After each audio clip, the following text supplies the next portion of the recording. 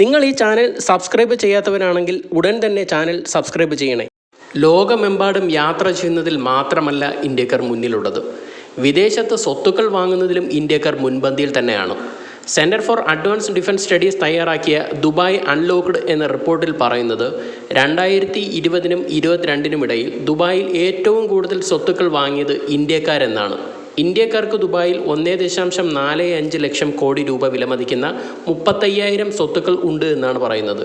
ഇതിൽ 29,700-ൽ പരം ഇന്ത്യൻ ഉടമകളുമുണ്ട്. 2020 മുതൽ 2022 വരെ ദുബായിലെ വിദേശികളുടെ ഉടമസ്ഥതയിലുള്ള സ്വത്തുക്കളുടെ ഡാറ്റ പ്രദർശിപ്പിക്കുകയും 58 രാജ്യങ്ങളിൽ നിന്നുള്ള 74 മാധ്യമ സ്ഥാപനങ്ങൾ ചേർന്ന് ഈ റിപ്പോർട്ടിൻ്റെ ഡാറ്റ സമാഹരിക്കുകയും ചെയ്തിരുന്നു. 2022-ലെ കണക്കുകൾ പ്രകാരം വിദേശികൾക്ക് ദുബായിൽ $160 ബില്യൺ, അതായത് 13.35 ലക്ഷം കോടി രൂപയുടെ സ്വത്തുണ്ട് എന്നാണ്.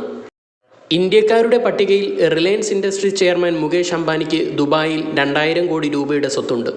Lulu group chairman MA Yusuff അലിക്കും കുടുംബത്തിനും 585 കോടി രൂപയുടെ സ്വത്താണുള്ളത്. ഗൗതം അദാനിയുടെ സഹോദരനും ഈ പട്ടികയിൽ ഉൾപ്പെടുന്നുണ്ട്. കൂടാതെ സിനിമാ താരങ്ങളായ ഷാരൂഖ് ഖാൻ, അനിൽ കപൂർ, ശില്പ ഷെട്ടി തുടങ്ങിയവർക്കും ദുബായിൽ കോടികൾ സ്വത്തുണ്ട്. ഈ റിപ്പോർട്ടിൽ പാകിസ്ഥാനികൾ ഇന്ത്യക്കാർക്ക് 2ാം സ്ഥാനത്താണുള്ളത്. ബ്രിട്ടീഷ് പൗരന്മാർ 3-മതും സൗദി അറേബ്യക്കാർ 4-മതുമാണുള്ളത്.